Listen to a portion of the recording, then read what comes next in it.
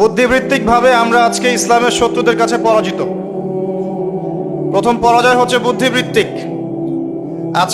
আজকের দিনে বাংলাদেশের মাটিতে যদি কেউ মুসলিম থেকে খ্রিস্টান হয়ে থাকে, আপনি কি খবর পেয়েছেন? তারা কি ফেসবুকে এসে লাইভ করেছে, পিকচার তুলে দেখিয়েছে যে আজকে আমি একজনকে খ্রিস্টান বানালাম, আজকে একজনকে কাদিয়ানি বানালাম? দেখিয়েছে? দেখায় নাই। কিন্তু আমরা পান থেকে চুন খসলেই সবাইকে দেখানোর জন্য বেশি ব্যস্ত হয়ে যায়, আর এগুলোতেই আমাদের বিপদ ডেকে নিয়ে আস। এত বেশি আবেগ ভালো না। ভালোবাসা ভালো জিনিস, অতিরিক্ত আবেগ ভালো না। আল্লাহ পাক আমাদেরকে বাস্তবতা বোঝার তৌফিক দান করুন। বাস্তবতা আমি আপনাকে দেখাচ্ছি। বাস্তবতা হচ্ছে এই যে বাংলাদেশের 90% মুসলিম, দেখবেন তার মধ্যে 90% 5 ওয়াক্ত নামাজ পড়ে না।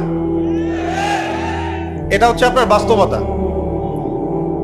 বাংলাদেশের যে কোনো মাহফিলে যাবেন, একটাই স্লোগান আমি শুনেছি, আল কোরআনের আলো ঘরে ঘরে জালো।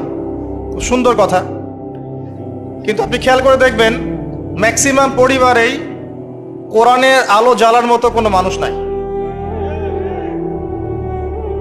আপনি জরিপ করে দেখবেন যে 90% মুসলিমের মধ্যে কতজন মানুষ বিশুদ্ধ করে কোরআন তেলাওয়াত করতে পারে। আপনি দেখবেন 80%ও পারে না। কিন্তু এই কোরআনের জন্য জীবন দিতে চায়, সেই বইটা সে অর্থসহ পড়তে পারে না। বাস্তবতা এক জিনিস, আর যা দেখছেন এগুলো আরেক জিনিস। এগুলোর মধ্যে কোনো মিল নাই। এগুলো বাস্তবতা। যারা নামাজ পড়ে 5 ওয়াক্ত, তাদের মধ্যে কতজন জামাতের সাথে নামাজ পড়ে সেটাও একটা বিষয়। এখানে গিয়ে পার্সেন্টেজ আরো কমে যাবে। যারা নামাজি ব্যক্তি, তাদের মধ্যে কতজন রিজিক হালাল, এটা আরেকটা বিষয়। ঘরে ঘরে ঘুরে দেখবেন যে বেশিরভাগ মানুষের রিজিক হারাম, বেশিরভাগই। আমরাও কিরকম করে, এই যে ধরেন আপনি একটা মাদ্রাসা শিক্ষকতা করছেন, মাদ্রাসার একটা দায়িত্ব আছে আপনার। আপনি ধরে নিয়েছেন যে এই রিজিকটা আপনার হালাল, কিন্তু মাদ্রাসার দায়িত্ব পালন করতে গিয়ে যদি আপনি দায়িত্ব অবহেলা করেন, আপনার রিজিকটা হারাম। আপনি একজন মসজিদের ইমাম, মনে করছেন আল্লাহ আমাকে খুব পবিত্র রিজিক দিয়েছেন, মাশাআল্লাহ। আপনি যদি আপনার দায়িত্ব অবহেলা করেন, এই রিজিকটাও হারাম। আর নর্মালি তো আমরা সবাই সুদ খাচ্ছি, ঘুষ খাচ্ছি, দুর্নীতি করছি, মানুষের সম্পদ আত্মসাৎ করছি। এগুলো তো আমাদের সহজাত প্রবৃত্তি হয়ে গেছে। কোনো কোনো ক্ষেত্রে দেখা যায় উপর থেকে একটা হাতি আসে, উপর থেকে একটা হাতি আসতে আস্তে আস্তে আস্তে একটা মাছি হয়ে যায়। মাঝখানে হাতির ডালপালা, হাত পা টেনে হিঁচড়ে খাওয়া শেষ। এই সমস্ত রিজিক হারাম, ম্যাক্সিমাম রিজিক হারাম আমাদের। বাস্তবতা অনেক কঠিন। বাস্তবতায় গিয়ে দেখেন যে কতজন মানুষ যাকাত আদায় করে। নামাজি ব্যক্তিদের মধ্যে, যারা ইসলাম বোঝে, তাদের মধ্যে কতজন যাকাত দেয়। এটা আরেকটা মহামারী চলছে, যাকাত না দেওয়ার মহামারী। শুধু যদি যাকাতটা দিতেন ঠিক মতো, নিসাব পরিমাণ সম্পদ হয়ে গেছে, মালের যাকাত দিচ্ছেন, বাংলাদেশকে বহির্বিশ্বের কাছ থেকে ঋণ নিতে হতো না, একটা মানুষও না খেয়ে মারা যেত না। যাকাত আমরা দেই না, এখানে অমুসলিমদের কোনো ভূমিকা নাই, আমরাই যাকাত দেই না। বাংলাদেশে এমনও ব্যক্তি আছে যাদের যাকাত কালেক্ট করলে একজনের যাকাত থেকে 100টা পরিবার চলবে, কিন্তু এটা কালেক্ট করার কোনো সিস্টেম নাই, এবং সেই ইচ্ছাকৃতভাবে দিচ্ছে না, আমরাই দিচ্ছি না। আপনি সমাজে ঘুরে দেখবেন কতগুলো পরিবার আছে যেগুলোর মধ্যে পর্দার বিধান কায়েম আছে। বাস্তবতা খুব কঠিন। আর যা দেখছেন আইওয়াশ, শোডাউন, এগুলো দিয়ে ইসলামের বিজয় কখনো হবে না। যত বেশি আইওয়াশ করবেন, শোডাউন করবেন, বাড়াবাড়ি করবেন, তত ইসলামের নূর, বরকত, আল্লাহর রহমত, নুসরা সব উঠে যাবে। আর ইসলামিক ব্যক্তিত্বদেরকে নিয়ে তো মোটেই করা উচিত নয়। কারণ রিয়া বা অহংকার বলে একটা কথা আছে, যার কলবের মধ্যে যাররা পরিমাণ অহংকার থাকবে, এই ব্যক্তি জান্নাতে যাবে না। অহংকার মুক্ত থাকতে চায় আলেম ওলামা শ্রেণীর মানুষ, কিন্তু তাদেরকে নিয়ে মানুষের অতিরিক্ত বাড়াবাড়ির কারণে মনের মধ্যে অনেক সময় রিয়া অহংকার চলে আসতে পারে, এর ফলে সেই ব্যক্তিও জাহান্নামের খোরাক হচ্ছে, বলে নাউজুবিল্লাহ। সূক্ষ্মতা আমি আপনাকে বোঝাচ্ছি। রাসূলুল্লাহ সাল্লাল্লাহু আলাইহি ওয়াসাল্লাম বলেছেন, অন্ধকার রাতে কালো পাথরের উপরে কালো পিঁপড়া হেঁটে গেলে যেমন টের পাওয়া যায় না, আমি আবার বলছি, অন্ধকার রাতে কালো পাথরের উপরে কালো পিঁপড়া হেঁটে গেলে যেমন দেখা যায় না, এভাবেই মনের মধ্যে অহংকার রিয়া চলে আসতে পারে। যদি আসে, আমার জন্য জান্নাত হারাম। নাউজুবিল্লাহ। দ্বীন ইসলামের বেসিক জিনিসগুলো নিয়ে কাজ করেন। আমি আপনাকে বেসিক জিনিস বোঝাচ্ছি। বেসিক হচ্ছে 5 ওয়াক্ত নামাজ। আমাদের মধ্যে কতজন মানুষ দৈনিক 5 ওয়াক্ত সালাত আদায় করি, এটা বুঝতে হবে। বেসিক হচ্ছে আপনার যাকাত প্রদান করা। ইসলামের বেসিক হচ্ছে আপনার পরিবারে পর্দা থাকবে। ইসলামের বেসিক আপনার পরিবারে তালিম হবে। প্রত্যেক পরিবার থেকে একটা করে মানুষ অন্তত পক্ষে কোরআনওয়ালা হবে, আলেম হবে বা হাফেজ হবে, এটা আমাদের দাবি ছিল। এগুলো বেসিক, যে মুসলিমরা হালাল খাবে, হারামে সম্পৃক্ত হবে না, সাধ্য মতো আল্লাহর দ্বীনের দাওয়াত দিবে মানুষকে। এগুলো বেসিক। এই বেসিকগুলো ঠিক আছে কিনা খেয়াল করে দেখেন। আমি আপনাকে গ্যারান্টি দিচ্ছি এই বেসিকগুলো আমাদের ঠিক নাই। এমন পরিবার খুঁজে পাবেন না যে পরিবারের মধ্যে অলমোস্ট 100% মানুষ 5 ওয়াক্ত নামাজ পড়ে। এখন এই যুগে খুঁজে পাওয়া দুষ্কর, ইল্লা মাশাআল্লাহ। এমন পরিবার আপনি খুঁজে পাবেন না যেখানে দেখবেন প্রত্যেক সদস্য কোরআন তেলাওয়াত করতে পারে, ইল্লা মাশাআল্লাহ, বা কোরআনের হাফেজ বা আলেম হয়েছে, খুব কম। এমন পরিবার এখন খুঁজে পাওয়া দুষ্কর যেখানে প্রত্যেকটা রিজিক হালাল, পরিবারের মধ্যে কোনো অপসংস্কৃতি নাই, পরিবারের মধ্যে ফ্রি মিক্সিং নাই, সুদ নাই, হারাম টাকা আসছে না, বেপরদামি নাই, পরিবারের ছেলেমেয়েরা আল্লাহর ওয়াস্তে আল্লাহর লাইনে পড়াশোনা করছে, দ্বীনের খেদমত করার চেষ্টা করছে। এমন পরিবার খুব রেয়ার। যখন বেসিক ঠিক থাকবে না, তখন বড় বড় স্বপ্ন দেখে আসলে কোনো লাভ নাই। একটা বিল্ডিং নির্মাণ করতে চান, তার বেস যদি ঠিক না থাকে, তাহলে আপনি 10-20 তলার স্বপ্ন দেখে আসলে কোনো ফায়দা নাই। এর পরেও আছে যারা দ্বীনের রিপ্রেজেন্টেটিভ, তাদের মধ্যে আপনি দেখবেন ভিতরে দ্বীন নাই। বাইরে যদিও মনে হয় যে দ্বীন দিয়ে ভর্তি, ভিতরে আসলে দ্বীনের কোনো বালাই নাই, ইল্লা মাশাআল্লাহ। আবার আপনি দেখবেন যারা ধর্মতাত্ত্বিক ক্ষেত্রে জাতিকে দিক নির্দেশনা দিবে, এরাই শতটা বিভক্ত হাজারটা দলে, এবং প্রত্যেকেই বলছে যে আমি হক, বাকি সবাই বাতিল। সিচুয়েশন খুব ক্রিটিক্যাল। এর উপরে আবার আছে সামাজিক অবক্ষয়, এর উপরে আবার আছে রাজনৈতিক সমস্যা, তার উপরে আবার আছে বৈশ্বিক ওয়ার্ল্ড অ্যাফেয়ার্সের প্রবলেম এবং ইকোনমিক স্যাংশন, অর্থনৈতিক দাসত্ব। সব মিলে বিশ্বের অবস্থা ভালো না। এখানে তৃপ্তির ঢেকুর তোলার কোনো সুযোগ নাই যে সবকিছু সুন্দরভাবে চলছে, আসলে তা নয়। এখন প্রথমত দৃষ্টিভঙ্গির কথা বলবো।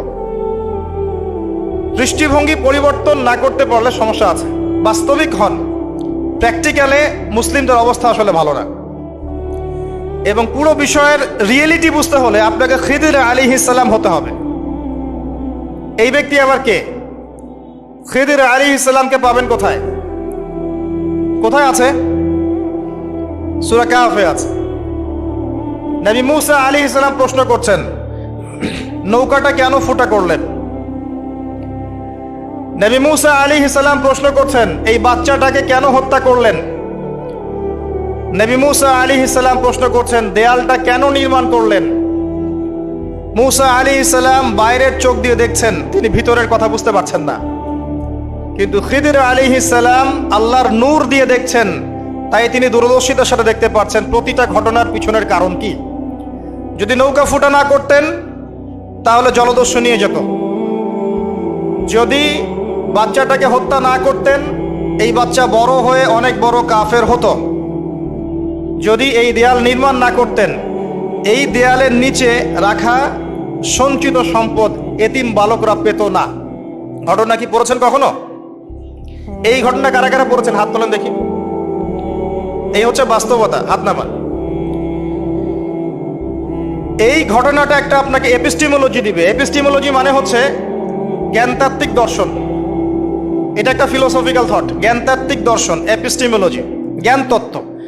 মুসা আলাইহিস সালাম বাইরের চোখ দিয়ে দেখছেন। এখনকার পুরো বিশ্বের এডুকেশনাল ফিলোসফিটা এরকমই, সবাই বাইরের চোখ দিয়ে দেখতে চায়।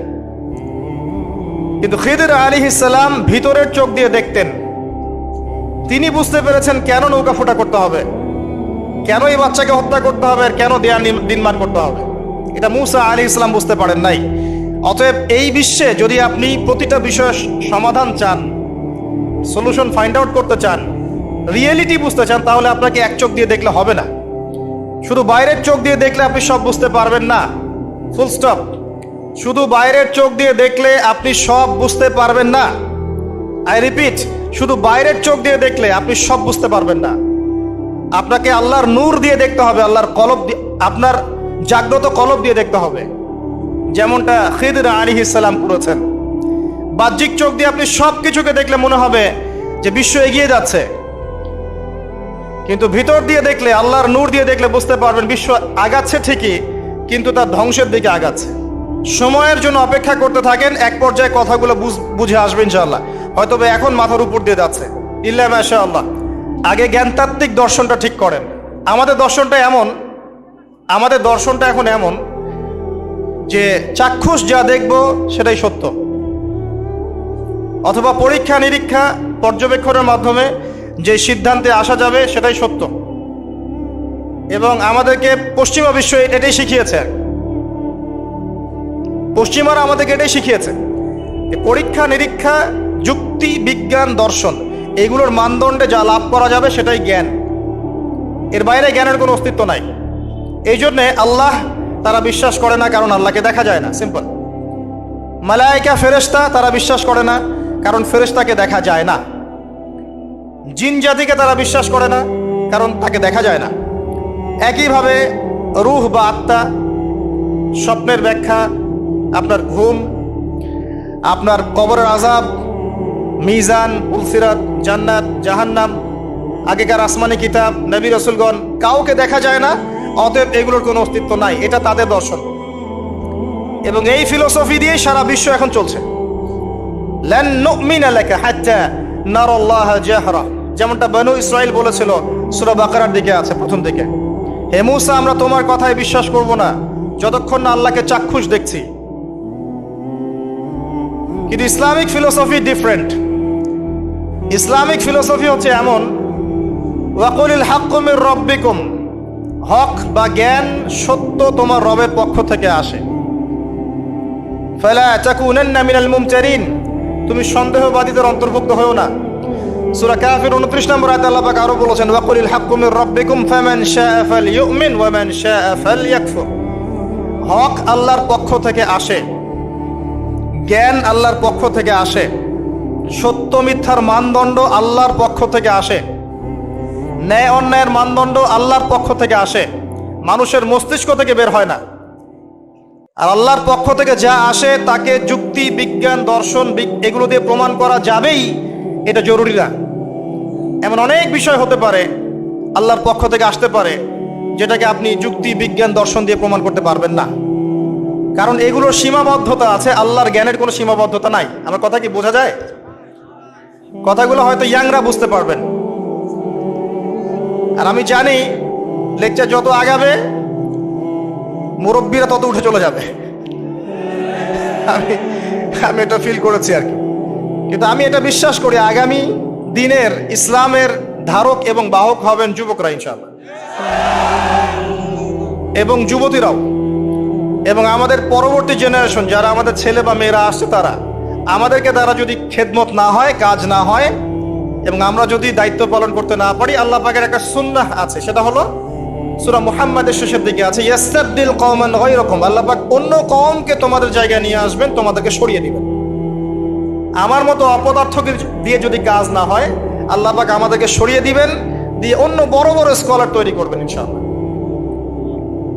আল্লাহ পাকের সুন্নাহ আছে কিছু, ইন তানসুরুল্লাহ ইয়ানসুরকুম, তোমরা যদি আল্লাহকে সাহায্য করো, আল্লাহর দ্বীনকে সাহায্য করো, তবেই আল্লাহর সাহায্য আসবে, অন্যথায় আসবে না। আল্লাহ পাকের সুন্নাহ, আল্লাহর সুন্নাহ এগুলা। নাসুল্লাহ ফানাসিয়াহুম, মানুষ যদি আল্লাহকে ভুলে যায়, আল্লাহ তাদেরকে ভুলে যাবেন। এগুলো আল্লাহর সুন্নাহ। ইন্নাল্লাহা লা ইউগাইয়িরু মা বিকওমিন হাত্তা ইউগাইয়িরু মা বিআনফুসিহিম। আল্লাহ পাক কোনো কওমের অবস্থা ততক্ষণ পরিবর্তন করেন না যতক্ষণ তারা তাদের অবস্থা পরিবর্তনের চেষ্টা করে না।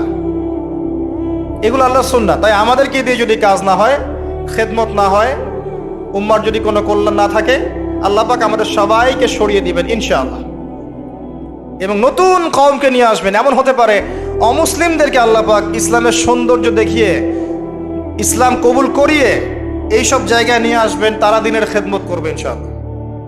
সংকীর্ণ মানসিকতা থেকে বের হতে হবে। ওই আব্বাসীয় খেলাফতের সময় যখন মঙ্গোলিয়ানরা আক্রমণ করেছিল বাগদাদকে, এই জায়গাটা ভালো করে বোঝেন, যখন মঙ্গোলিয়ানরা আক্রমণ করেছে বাগদাদকে, তখনও কিছু মানুষ বসে বসে ঝগড়া করছিল, বাহাস করছিল যে কাকড়া খাওয়া হালাল না হারাম।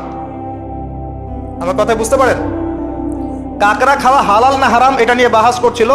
অলরেডি মঙ্গোলিয়ানরা হামলা করে দিয়েছে। পুরো বৈশ্বিক প্রেক্ষাপটে আমরা এখন সেটাই করছি। পুরো বিশ্বের প্রেক্ষাপটে মুসলিমদের যে অবস্থা, এখন আমরা অভ্যন্তরীণভাবে এটাই করছি। কে হাত কোথায় বাঁধবেন, কে কোথায় পায়ে পা লাগাবেন কি লাগাবেন না, আস্তে আমিন বলবেন না জোরে বলবেন, তারাবির নামাজ সামনে তো আরেকটা বাহাস আসবে, 20 পড়বেন না 8 পড়বেন, ঈদের নামাজ কত তাকবীরে পড়বেন ইত্যাদি। যে মাসআলাগুলোকে নিয়ে সাহাবায়ে কেরামের যুগ থেকে শুরু করে ইখতিলাফ চলে আসছে, এইগুলো নিয়ে আমরা কিয়ামত পর্যন্ত ইখতিলাফ করতেই থাকবো। বলেন ঠিক, তাই না?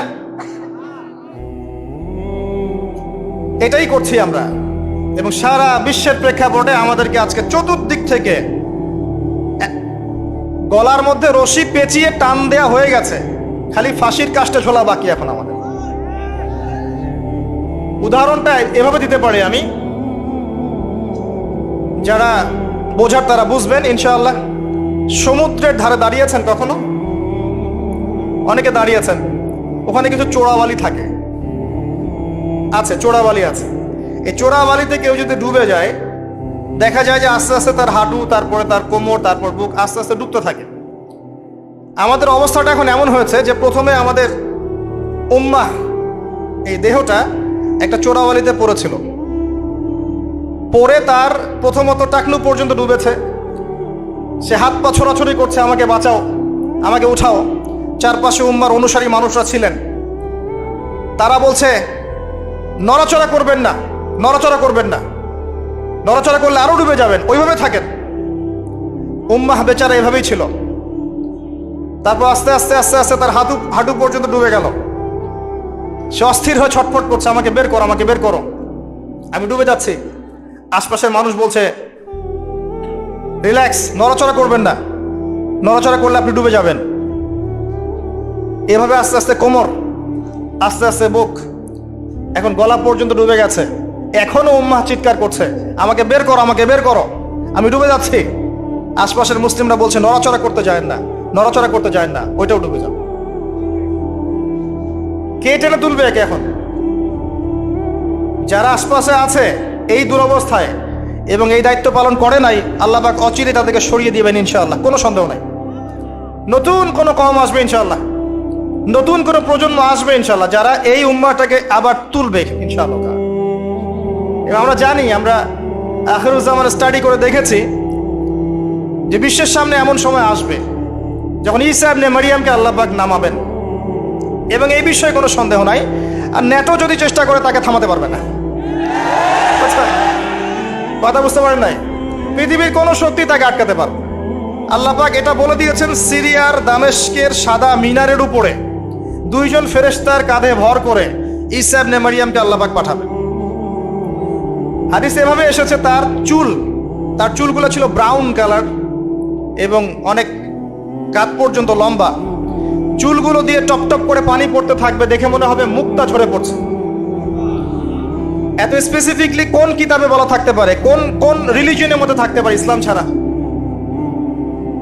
ইসলামই তো সেই রিলিজন যেখানে আপনি হায়েজ নিফাসের মাসআলা পাবেন, পররাষ্ট্রনীতিও পাবেন। অন্য কোথাও আছে? ঈসা ইবনে মারিয়ামের চুল দিয়ে টপ টপ করে পানি পড়তে থাকবে, এটা পর্যন্ত বলা আছে। এবং আল্লাহ পাক বলেছেন, তার রাসূলের মাধ্যমে জানিয়েছেন সাল্লাল্লাহু আলাইহি ওয়াসাল্লাম, যে ঈসা ইবনে মারিয়াম প্যালেস্টাইনের বাবেলুদ নামক জায়গায় মাসিহুদ দাজ্জালকে হত্যা করবে ইনশাআল্লাহ, এবং এখান থেকে ওই জেরুজালেম থেকে তিনি পুরো বিশ্বে ইসলামী খেলাফা বাস্তবায়ন করবেন। এটা কত বছর পর? এটা ননসেন্স প্রশ্ন। এটা কত বছর পর? এই প্রশ্নটা হচ্ছে এমন প্রশ্ন যে আদম আলাইহিস সালাম আর হাওয়া আলাইহিস সালাম যে গাছের ফল খেয়েছিলেন ওই গাছের নাম কি? এই প্রশ্ন যেমন ভিত্তিহীন ননসেন্স প্রশ্ন, এরকমই ননসেন্স প্রশ্ন হচ্ছে কত বছর পর এটা হবে। এটা দিয়ে আপনার কি দরকার? কত বছর পর হবে এ দিয়ে আপনি কি করবেন? আমি কি করব? কারণ আমরা তো অপদার্থ, আগাছা, আমাদের সাথে এগুলো সাথে কি? আমাদের তো বেসিকই ঠিক নাই। ঈসা ইবনে মারিয়াম এর হাতে আল্লাহ রাব্বুল আলামিন 40 বছর পৃথিবীর খেলাফা রাখবেন ইনশাআল্লাহ তাআলা। তখনকার যে প্রজন্মটা থাকবে, এই প্রজন্ম ইনশাআল্লাহ ওই চোরাবালিতে ডুবে যাওয়া উম্মাহকে টেনে বের করবে ইনশাআল্লাহ আযজা ওয়া জাল।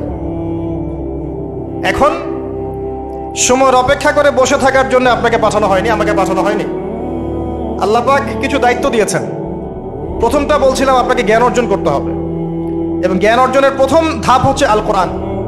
যে সেক্টরই পড়াশোনা করেন, তারপরে আপনি আসবেন আরবি ভাষা সাহিত্যে, এরপরে আসবেন তাফসিরে, অনুবাদে, এরপরে হাদিসের কিতাবগুলো পড়বেন, এবং লাভ দিয়ে কঠিন হাদিস পড়তে যাবেন না। রিকোয়েস্ট, আগে লাভ দিয়ে খপ করে সহিহ বুখারী ধরতে যাবেন না, আপনি বিভ্রান্ত হয়ে যাবেন। আই রিপিট, লাভ দিয়ে খপ করে সহিহ বুখারী ধরতে যাবেন না, আপনি বিভ্রান্ত হয়ে যাবেন। বলতে পারেন যে বেদাতি কথা বলছি কিনা, এটা ফকিহদের কথা, যারা ফুকাহায়ে কেরাম তাদের কথা। কারণ লাভ দিয়ে কেউ MBA পড়তে পারে না, লাভ দিয়ে কেউ মেডিকেল সায়েন্সের বই পড়তে পারে না, এক লাফে কেউ এই যে ডক্টরেট করতে পারে না, পারে? তাকে ধাপে ধাপে উঠতে হয়, আপনাকে ধাপে ধাপে উঠতে হবে। হাদিসে আরবাইন দিয়ে শুরু করেন, যে মাদ্রাসায় কওমি নিসাবে যারা পড়েছেন সবাই জানেন এই বিষয়গুলো।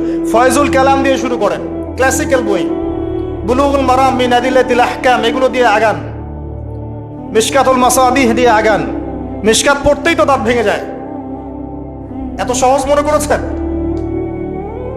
2-4 পাতা হাদিস পড়ে নিজেকে মুফতি মনে করবেন না।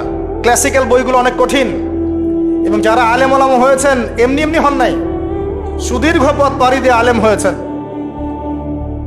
যখন আপনি কম জানবেন তখন মনে হবে যে আমি অনেক জানি, যখন বেশি জানবেন মনে হবে কিচ্ছু জানি না।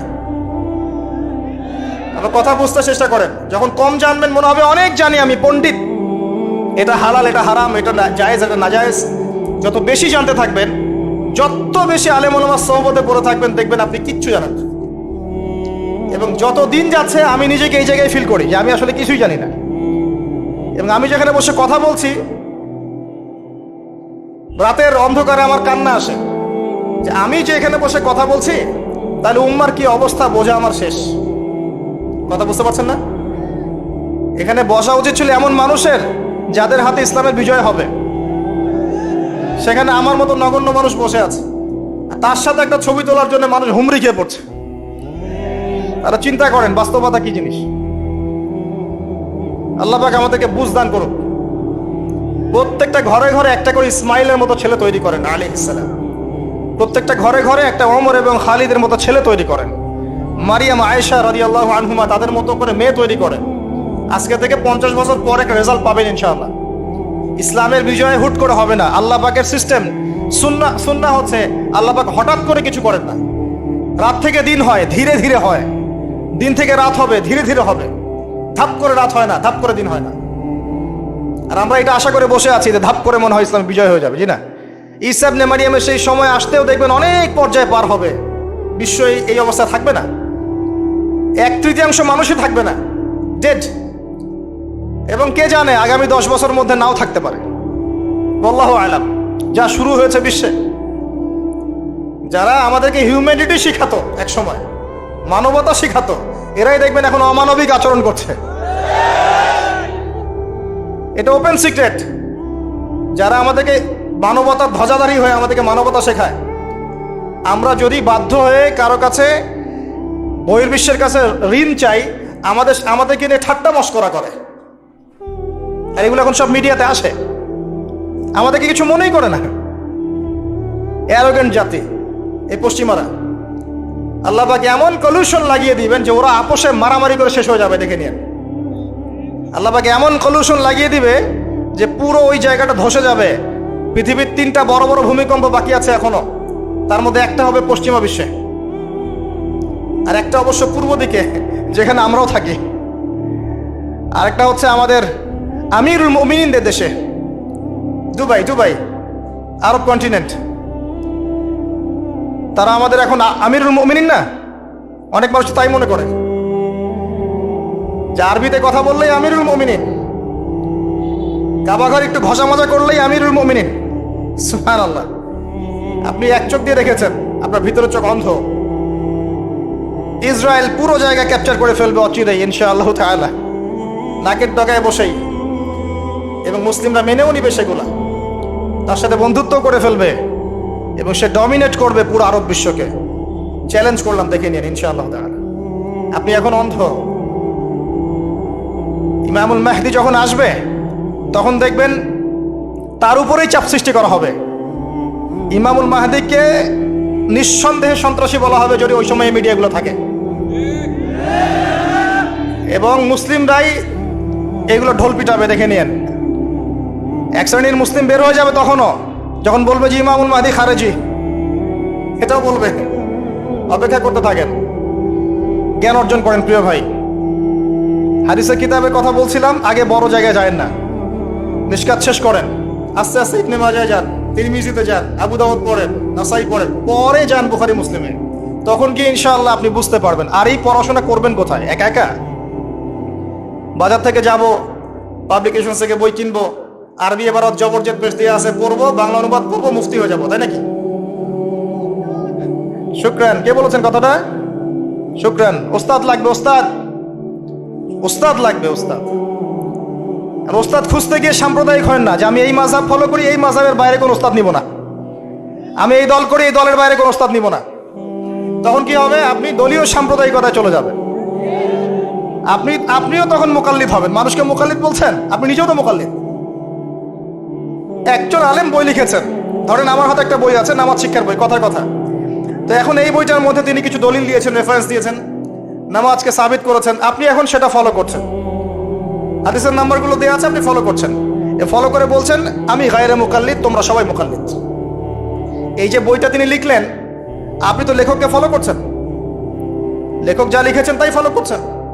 অবশ্যই আপনিও তার মাযহাব মেনেছেন, তার মতকে মানেন নাই?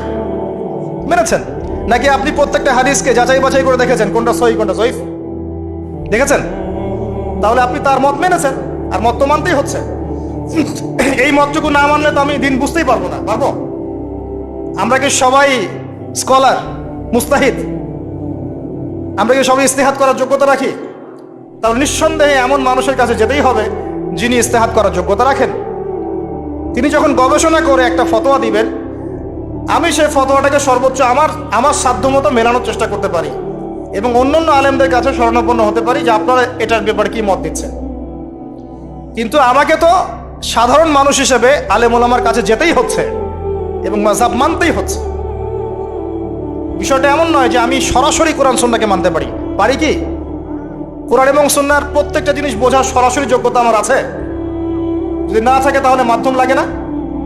এই মাধ্যমটা কি নাজায়েজ? এই জায়গায় তো আমরা সমস্যায় ভুগছি। নিজে নিজে পণ্ডিত হয়ে যাই আর নিজে নিজে বিভিন্ন দল উপদল খুলে বসে থাকি, মানুষকেও আহ্বান করতে থাকি, আর যে আমার আহ্বানে সাড়া দেয় না তাকে বলে দেয় তুমি খারাজি। আল্লাহ পাক আমাদেরকে বোঝার তৌফিক দান করুন। উস্তাদ লাগবে, উস্তাদ।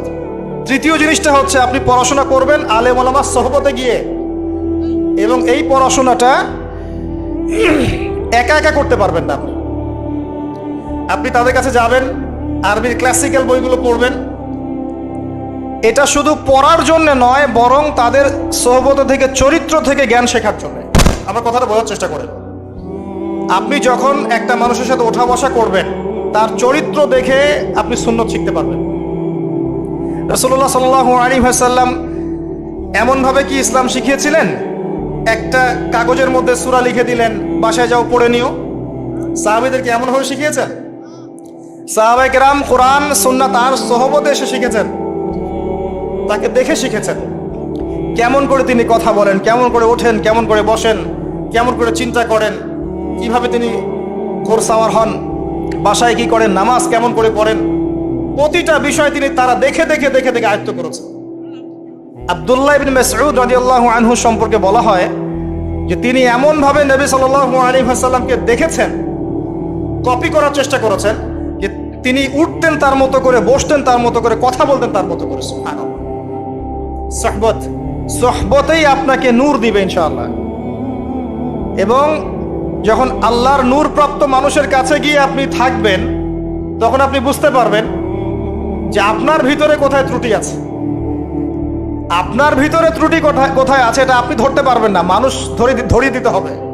এবং আল্লাহওয়ালা মানুষটা যদি ধরিয়ে দেয় এবং আপনি সংশোধন করে নেন, তখন আপনি সঠিক পথ পাবেন ইনশাআল্লাহ।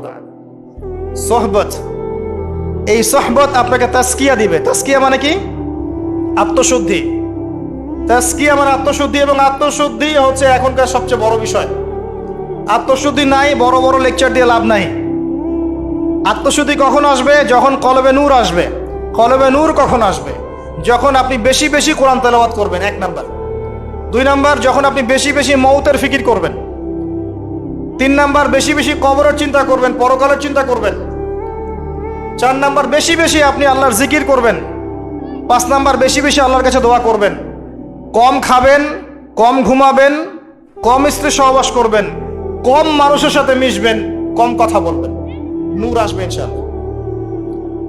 যত বেশি খাবেন, যত বেশি ঘুমাবেন, বেশি বেশি যৌন সম্পর্ক করবেন, হালাল হলেও বেশি বেশি করবেন, বেশি বেশি খাবেন, বেশি বেশি কথা বলবেন, আর বেশি বেশি মানুষের সাথে আড্ডা পিটায় বেড়াবেন, কলবের নূর নষ্ট হয়ে যাবে। এগুলো হালালের মধ্যে। আর হারাম যদি হয়, মদ পান করেন, জেনা করেন, ব্লু ফিল্মস দেখেন, পর্নোগ্রাফি দেখেন, মেয়েদের সাথে ডেটিং করেন, ফ্রি মিক্সিং করেন, হাবিজাবি, তাহলে তো নূরের কোনো প্রশ্নই নাই, নূরের সাথে আপনার কোনো সম্পর্কই নাই। তখন এগুলোর পরেও আরো বিষয় আছে। এগুলোর পরের বিষয় হচ্ছে কলব থেকে কয়েকটা বিষয় দূর করতে হবে। আবার 1 নাম্বার, দুনিয়ার প্রেম। দুনিয়ার প্রেম দূর করতে হবে। দুনিয়াতে থাকতে হবে মুসাফিরের মতো। সকালে আছেন, সন্ধ্যার গ্যারান্টি নাই, সন্ধ্যায় আছেন, সকালের গ্যারান্টি নাই। দুনিয়াতে মুসাফিরের মতো। দুনিয়ার প্রেম দূর করতে হবে। 2 নাম্বার, মনের মধ্যে হিংসা রাখা যাবে না। কি রাখা যাবে না? যেটা রাখা আমাদের এখন ফরজ। এই হিংসা রাখা এখন মুসলিমদের ফরজ হয়ে গেছে। হিংসা না করলে পেটের ভাতটুকু হজম হয় না। কারো রাইজিং দেখলেই, একটু রাইজিং দেখলেই হিংসা। হিংসা রাখা যাবে না। 3 নাম্বার, আত্ম অহংকার রাখা যাবে না, ইগো রাখা যাবে না, লৌকিকতা রাখা যাবে না, রিয়া প্রদর্শন করা যাবে না, এবং ওই যে গীবত, তুহমত, অপবাদে যে অপসংস্কৃতি আছে, এইগুলো থেকে দূরে থাকতে হবে ইনশাআল্লাহ তাআলা। আল্লাহর নূর আপনার কলবে আসবে ইনশাআল্লাহ। তখন ইনশাআল্লাহ তাআলা আপনি খিজির হবেন আলাইহিস সালাম, যে কিনা অনেক দূর পর্যন্ত দেখতে পারে, যা মূসা আলাইহিস সালাম পর্যন্ত পারেন নাই। সুবহানাল্লাহ। আসেন, এই খিজির আলাইহিস সালামকেই আল্লাহ পাক বলেছেন শেষ জামানার সবচেয়ে জ্ঞানী মানুষ। মানে জামানা না, পুরো ইউনিভার্সের সবচেয়ে জ্ঞানী মানুষ। মূসা আলাইহিস সালাম বলেছিলেন আমার চেয়ে জ্ঞানী কেউ নাই, আল্লাহ পাক বলেছেন খিজির আছে। শেষ জামানার সূরা আল কাহফ, এর মধ্যে তার কথা আছে। এটা আপনাকে ডাইরেকশন দিচ্ছে, শেষ জামানায় যদি আপনি হকপন্থী হতে চান, আলোর সন্ধান পেতে চান, খিজির আলাইহিস সালামের মতো দূরদর্শিতা সম্পন্ন হতে হবে। আল্লাহ পাক তৌফিক দান করুন। হাদিসের বইগুলো পড়েন, ওস্তাদের কাছে গিয়ে শেখেন। এরপরে সোহবত। সোহবত আপনাকে আত্মশুদ্ধি দিবে। আত্মশুদ্ধির কিছু পথ ও পদ্ধতি বলে দিলাম। এখানে আমি একটা হাদিস বলবো, এই হাদিসটা খুব ভালো করে শোনেন। আল্লাহ রাব্বুল আলামিন বলেছেন হাদিসে কুদসি, যে আল্লাহ পাক যেগুলো ফরজ করেছেন, ওয়াজিব করেছেন, এগুলো যখন একজন বান্দা নিয়মিত করতে থাকে এবং এর সাথেও নফল কাজ করতে থাকে, আল্লাহ পাক সেই বান্দাকে ভালোবেসে ফেলেন। আল্লাহ পাক যখন কোনো বান্দাকে ভালোবাসেন, তাকে ডেকে নিয়ে আসেন, তাকে ডেকে নিয়ে বলেন, সরি, এই যে আপনি ওঠাউঠি করছেন, আমার কনসেন্ট্রেশন নষ্ট হচ্ছে। যখন আল্লাহ পাক কাউকে ভালোবাসেন, তখন জিবরাইল আলাইহিস সালামকে ডেকে নিয়ে আসেন। ডেকে নিয়ে এসে বলেন যে পৃথিবীতে অমুকের পুত্র অমুক, তাকে আমি ভালোবাসি, হে জিবরাইল তুমিও তাকে ভালোবাসো। এরপর জিবরাইল আলাইহিস সালাম তাকে ভালোবাসতে থাকেন এবং অন্যান্য মালায়েকাদেরকে ডেকে জিবরাইল আলাইহিস সালাম বলেন, আল্লাহ অমুককে ভালোবাসেন, আমিও তাকে ভালোবাসি, তোমরা সবাই তাকে ভালোবাসো। এরপর সমস্ত ফেরেশতারা তাকে ভালোবাসতে শুরু করে। এরপর ফেরেশতা মণ্ডলী পৃথিবীতে আসেন, এসে দুনিয়াবাসীকে উদ্দেশ্য করে বলেন যে অমুকের পুত্র অমুককে আল্লাহ ভালোবাসেন, জিবরাইল ভালোবাসে, আমরা ভালোবাসি, তোমরা সবাই তাকে ভালোবাসো। এরপর দুনিয়ার মানুষদের কাছে তার মর্যাদা বাড়িয়ে দেওয়া হয়, তার দিকে মানুষের মনকে ঘুরিয়ে দেওয়া হয় এবং তার প্রতি মানুষের ভালোবাসা সৃষ্টি করে দেওয়া হয়।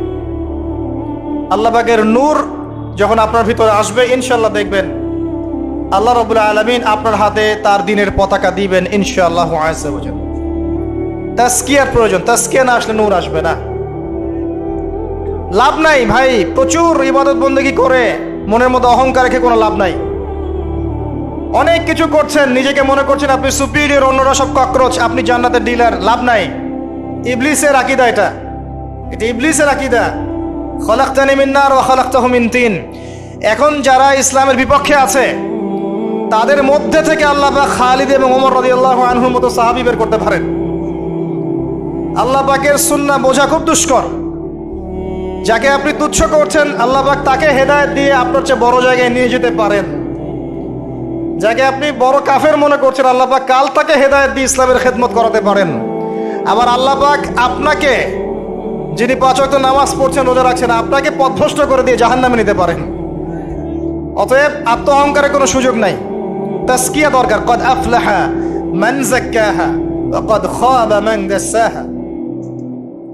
কদ আফলাহা মান তাযাক্কা ওয়া যাকারা ইসমা রাব্বিহি ফাসাল্লা বাল তু'থিরুনাল হায়াতাদ দুনিয়া ওয়াল আখিরাতু খায়রু ওয়া আবকা।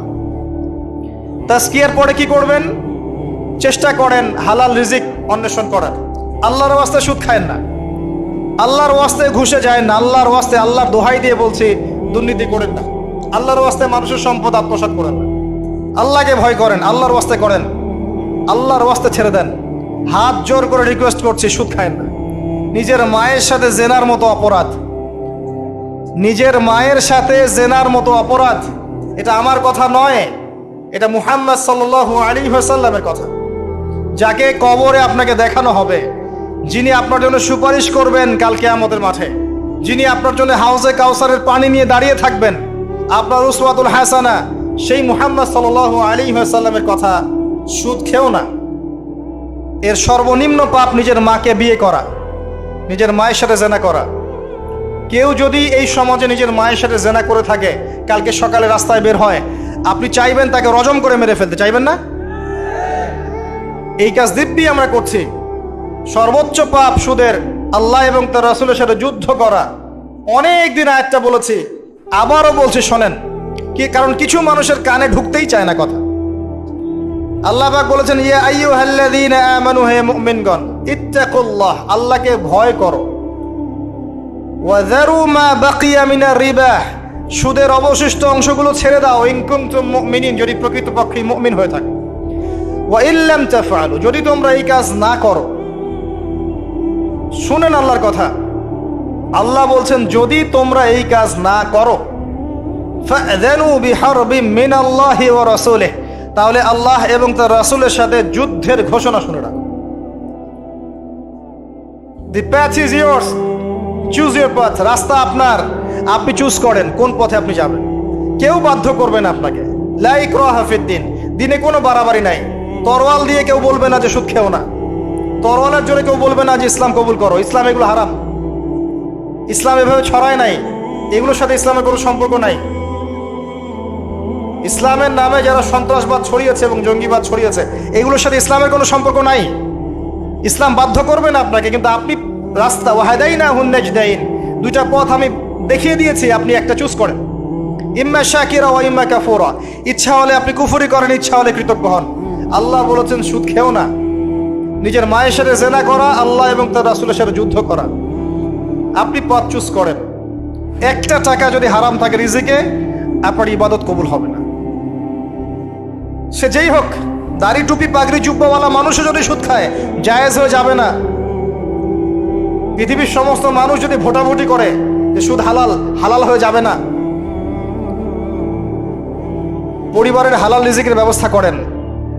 অনেক মানুষ দেখা হয়, কথা হয়, মেসেঞ্জারে টেক্সট করে, হোয়াটসঅ্যাপে নক করে, বড় চাকরি করতো, 60,000, 70,000, 80,000 টাকা বেতন পেত, তখন রিজিকে বরকত ছিল না, ছেড়ে দিয়েছে, চায়ের দোকান দিয়েছে, এখন রিজিকে বরকত আছে। আজকেও একজনের সাথে দেখা হয়েছে, তিনি ইউএস বাংলা এয়ারলাইন্সে কাজ করেন। আমাকে বলছেন, ভাই, মুরব্বী মানুষ, আমার পরিবারের সদস্য সংখ্যা বেশি ছিল, হারাম জবে ছিলাম, সুদ খেতাম, সুদি এনজিওতে কাজ করেছি, আপনার লেকচার শুনেছি, আলহামদুলিল্লাহ, আল্লাহ পাক শুনিয়েছেন তাকে, এখানে আমার কোনো ক্রেডিট নাই, তিনি ছেড়ে দিয়েছেন, এখন এখানে কাজ করেন। আমি বললাম, পরিবারে কি কোনো সমস্যা হয়, রিজিকে বরকত আছে না? তিনি বলছেন, এখন বারাকার শেষ নাই। বলছে, কেউ অসুস্থ হয় না পরিবার আমার এখন, আগে ডেইলি অসুস্থ হতো। আমার টাকা চুরি চামারি হয় না, আগে আমার টাকা আত্মসাৎ হয়েছে। বরকত কি জিনিস আপনাকে বুঝাই। বরকত চোখে দেখা যায় না। আপনি হালাল রিজিকে থাকেন, দেখবেন আপনার পরিবারের মানুষ কম অসুস্থ হচ্ছে, খরচ কমে গেল, আপনার সম্পদ চুরি ডাকাতি হচ্ছে না, নিরাপদ আছে। আপনার অল্প রিজিক আল্লাহ রহমত বরকত ঢেলে দিলেন, অল্প খেয়ে আপনি তৃপ্ত, মেডিসিনে খরচ নাই, অসুস্থতার খরচ নাই, আজে বাজে কোনো খরচ নাই, কারণ আপনি হারাম খাচ্ছেন না। বরকত চোখে দেখা যায় না, এটা বুঝতে হয়। আবার দেখবেন মাসে কোটি টাকা আর্ন করছেন, এই যে বড় একটা ক্যান্সার, এই যে কিডনি ড্যামেজ, এই যে ব্লাড চেঞ্জ করতে হচ্ছে, একটা রোগ শেষ হচ্ছে আরেকটা শুরু হচ্ছে, বাবার অসুখ, মায়ের হয় দিবাসারি, সবই গায়েব। অদৃশ্য বিশ্বাসের নামই তো ঈমান। তো বরকত রহমত কি দেখা যাবে? দেখা যাবে না। রূহ বা আত্মাকে দেখেছেন? আপনার শরীরে নাই। এভাবেই আল্লাহ রহমত বরকতে বিশ্বাস করতে হবে। আল্লাহ পাক ইনশাআল্লাহ তাআলা আপনার হালাল অল্প রিজিকে বারাকা দিবেন ইনশাআল্লাহ। আল্লাহর ওয়াস্তে দুর্নীতি করেন না, আল্লাহর ওয়াস্তে করেন না। আমি বলি, একটা হাদিস শোনাই। আমরা তো দায়িত্ব পেলে অনেক খুশি হই। রাসূলুল্লাহ সাল্লাল্লাহু আলাইহি ওয়াসাল্লাম বলেছিলেন, হে আবু যার, তুমি কখনো 2 জন ব্যক্তির দায়িত্ব নিতে যেও না। যদি 2 জন ব্যক্তির দায়িত্ব নাও, যেন তোমাকে ছুরিবিহীন জবাই করে ফেলা হয়েছে। কারণ প্রত্যেককে তার দায়িত্ব সম্পর্কে জিজ্ঞাসা করা হবে। আমরা তো খুশি হই। রাসূল সাল্লাল্লাহু আলাইহি ওয়াসাল্লাম বলেছেন, তোমরা কি জানো সবচেয়ে বড় মিসকিন কে? সবচেয়ে বড় মিসকিন কে? দরিদ্রকে? সাহাবীরা বলছেন, আমরা তো মনে করি যার কাছে অর্থ সম্পদ কম সেই বড় মিসকিন। আল্লাহ রাসূল বলছেন, ভুল। শোনো, সবচেয়ে বড় মিসকিন সেই ব্যক্তি যে ব্যক্তি পরকালে অনেক নেকি নিয়ে উঠবে, নামাজ, রোজা, হজ, যাকাত, ওমরা, হজের নেকি, বিশাল বিশাল নেকি। এরপরে সে দেখবে সামনে মানুষ দাঁড়িয়ে আছে, কারো গীবত করেছে, কাউকে তহমত দিয়েছে, কাউকে অপবাদ দিয়েছে, কারো টাকা চুরি করেছে, কাউকে অন্যায়ভাবে জুলুম করেছে, কাউকে পিটিয়েছে, কারো সম্পদ লুট করেছে ইত্যাদি। তখন আল্লাহ পাক বলবেন, শোধ করে দাও। কিভাবে শোধ করা হবে? ফেরেশতারা জিজ্ঞাসা করবেন, আল্লাহর পক্ষ থেকে হুকুম আসবে, এই ব্যক্তির নেকিগুলোকে ওদের আমল নামায় কনভার্ট করো, শেয়ার ইট পাস করে দাও। ওটা আরো বড় টেকনোলজি হবে ইনশাআল্লাহ তাআলা। বলার সাথে সাথেই আপনার নেকি আমার নেকি দেখা যাবে চলে গেছে, নাউজুবিল্লাহ। এবার সব নেকি শেষ। এবার কি হবে? অর্ডার আসবে, তাদের গুনাহগুলোকে এই ব্যক্তির আমল নামায় চাপিয়ে দাও, চাপিয়ে দেওয়া হবে। এরপর আল্লাহ পাক বলবেন, ইকরা কিতাবাক, পড়ো তোমার কিতাব, ওয়া কাফা বিনাফসিকা আল-ইয়াওমা আলাইকা হাসিবা, আজকে তুমি তোমার হিসাব নেওয়ার জন্য যথেষ্ট। এই কিতাব আর ডান হাতে আসবে না, ঘুরে আসবে। ওয়া আম্মা মান উতিয়া কিতাবাহু বিশিমালিহি ফাসাউফা ইয়াদউ সুবুরা, তখন সে মউতকে ডাকতে থাকবে, মউতকে ডাকতে থাকবে, হায় আজকে আমার একটা মৃত্যু দিয়ে কাজ হবে না, 1000টা মউত আমার দরকার। সুবহানাল্লাহ, ইন্না লিল্লাহি ওয়া ইন্না ইলাইহি রাজিউন। এই হচ্ছে তাদের পরিণতি যারা অন্যের সম্পদ আত্মসাৎ করে খাবে। আল্লাহ পাক আমাদেরকে বোঝার তৌফিক দান করুন, এবং মানুষের সাথে জড়িত হক যাদের থাকবে, আল্লাহ পাক যেন আমাদেরকে মানুষের সাথে জড়িত কোনো হক না রাখেন, পবিত্র অবস্থায় দুনিয়া থেকে নেন। আল্লাহুম্মা আমিন। মানুষের অবস্থানকেই ভালোবাসে। মানুষ কখনোই মানুষের অন্তঃসত্ত্বাকে ভালোবাসে না। অবস্থান আপনার ভালো, আপনার পিছনে মানুষের অভাব থাকবে না। আজকে আপনার ক্ষমতা আছে, পাওয়ার আছে, খ্যাতি আছে, ইত্যাদি আছে, মানুষ দেখবেন পিছনে ঘুরঘুর করছে, এবং এরা কিন্তু সবাই সবার স্বার্থেই ঘুরঘুর করছে। এর বাইরে আল্লাহ পাক কিছু মানুষের মনে আল্লাহর পক্ষ থেকে মহব্বত দেন, এটা আলাদা বিষয়। এটা শুধু ধার্মিকদের ক্ষেত্রেই সম্ভব। ওই দুই ব্যক্তি যারা আরশের ছায়া ছায়া পাবে, যারা একে অপরকে আল্লাহর ওয়াস্তে মহব্বত করেছে, তাই না? অতএব আল্লাহর পক্ষ থেকে একটা মহব্বত থাকে, এটার কোনো স্বার্থ থাকে না, নিঃস্বার্থ ভালোবাসা। এটা টোটালি নিঃস্বার্থ ভালোবাসা, কোনো স্বার্থ নাই। কিন্তু দুনিয়ার ভালোবাসা স্বার্থপর। অবস্থানকে আপনাকে মূল্যায়ন করা হবে। আপন শুধু আল্লাহ পাক আপনার। আল্লাহর জন্যে যার যার হক তাকে তাকে দিয়ে দেন, নিজের হক আল্লাহর কাছে চেয়ে নেন, আপনি সুখে থাকবেন ইনশাআল্লাহ। এর চেয়ে কোনো ফিলোসফি নাই দুনিয়াতে সুখে থাকা। আপনি মানুষকে সন্তুষ্ট করতে পারবেন না, পরিবার, বাবা মা, ছেলে মেয়ে, বউ বাচ্চা, কাউকে সন্তুষ্ট করতে পারবেন না। 100% আপনি কাউকে সন্তুষ্ট করতে পারবেন না। সারা জীবন করে যাবেন, আপনার বিরুদ্ধে অভিযোগ থেকেই যাবে। শুধু আল্লাহ রাব্বুল আলামিন অপেক্ষা করে বসে আছেন। এই বসে আছেন কথাটাকে আবার ভাইরাল করে বিতর্কিত করেন না। এই বসে আছেন বুঝিয়েছে আল্লাহ পাক অপেক্ষা করছেন। মুশকিল মিডিয়ার সামনে কথা বলা, বলবো একটা তালগোল পাকিয়ে বানাবে আরেকটা। এই কারণে আমি মিডিয়া এখন পছন্দ করি না। প্রয়োজনে আমি মাঠে ময়দানে এই জুমার খুতবা দিব, আমার কোনো দরকার নাই মিডিয়ার, কোনো প্রয়োজন নাই আমার। কিছু অফিসিয়াল রাখা হয়েছে এই কারণে, যাতে এই কথাগুলো এর মধ্যে ভালোটুকু মানুষের কাছে পৌঁছে যায়, খারাপটুকু আমরা মুছে ফেলে দিই। ভালো, আমার খারাপের দরকার নাই। আর এগুলো করে করে মানুষের ক্ষতি করেছি আমরা অনেক। দিন দিন আলেম ওলামাদের সংখ্যা এই বাংলার মাটি থেকে কমে গেছে। যে কথাটা বলছিলাম, হক দিয়ে দেন, আপনি আপনার হক আল্লাহর কাছে চেয়ে নেন। মানুষকে আপনি সুখী করতে পারবেন না। আল্লাহ পাক অপেক্ষা করছেন আপনার জন্যে। আপনি কখন তওবা করে তার দিকে ফিরে আসবেন, দেন আল্লাহ পাক আপনাকে মাফ করে দিবেন ইনশাআল্লাহ।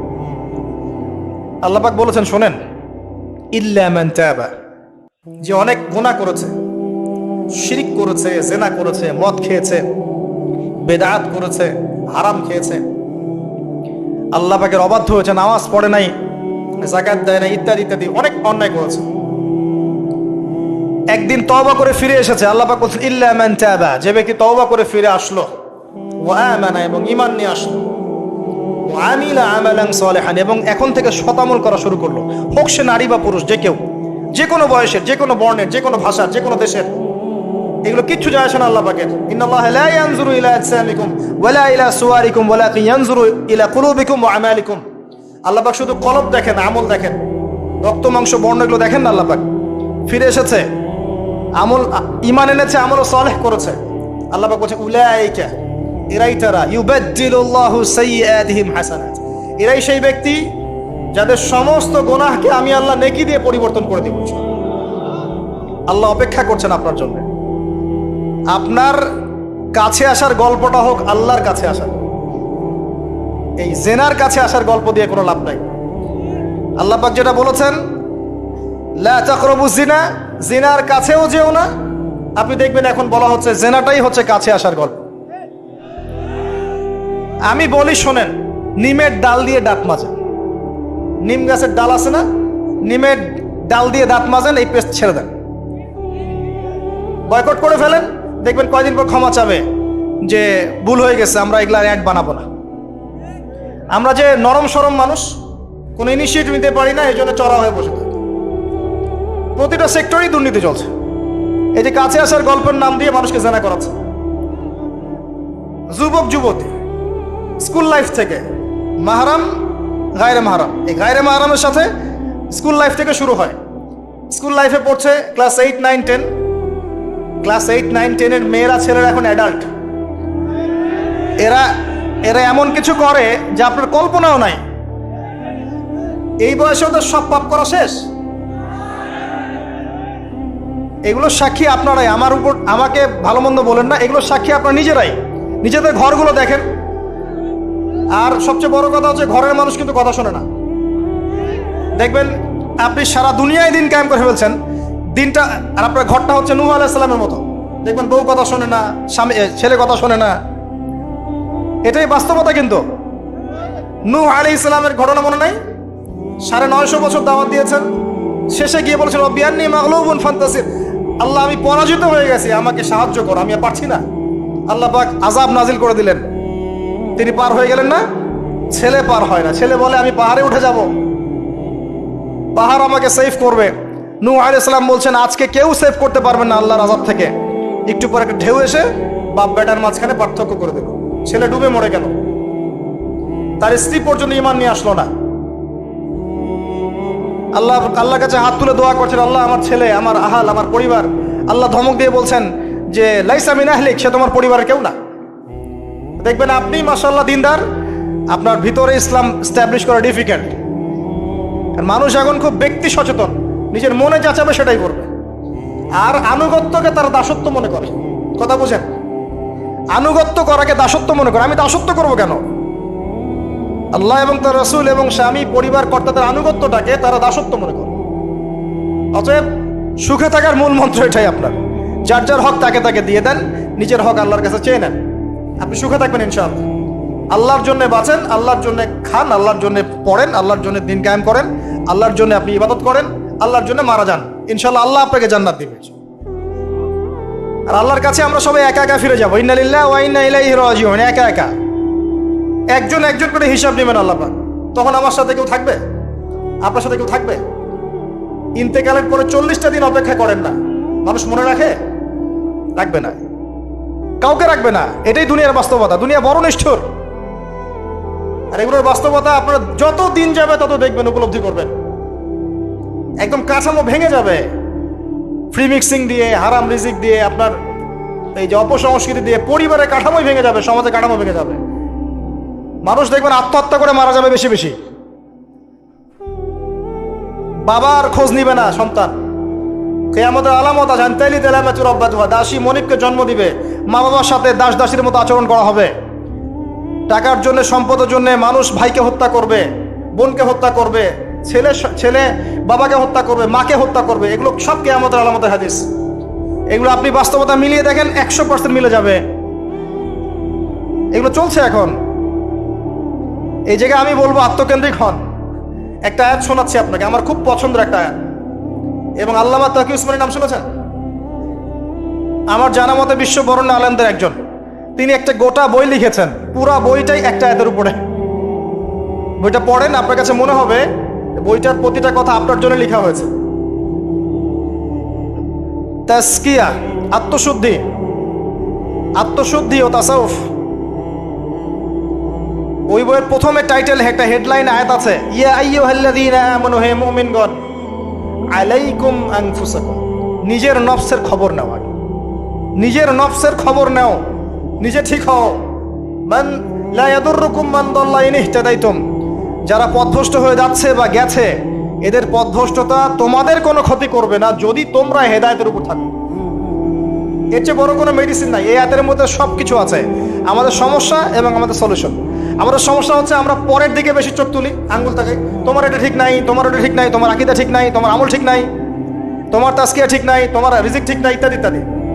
নিজের দিকে এতবার আঙ্গুল আমরা তুলি না। আমার আকীদা ঠিক আছে কিনা, আমার মানহাজ ঠিক আছে কিনা, আমার আমল বেদাত মুক্ত কিনা, আমার রিজিক ঠিক আছে কিনা, আমার পরিবার ঠিক আছে কিনা, আমার নফসে আত্মশুদ্ধি আছে কিনা, আমার ভিতরে হিংসা আছে কিনা, গীবত আছে কিনা, তোমর দেই কিনা, অহংকার আছে কিনা, এগুলো আমাকে চিন্তা করতে হবে। আলাইকুম আনফুসাকুম, নিজের নফসের খবর নাও। এই নফস নিয়ে আল্লাহর কাছে যেতে হবে। এই একটা আয়াত যদি বুঝে আসে, আপনার প্রবলেম সলভ। এখানে সমস্যা হচ্ছে আমরা আগে মানুষের সংশোধন চাই, কিন্তু আল্লাহ বলছেন আগে নিজেকে সংশোধন করো। নিজে আগে সংশোধিত হও, একটা বাতি থেকে 1000টা বাতি জ্বলবে ইনশাআল্লাহ।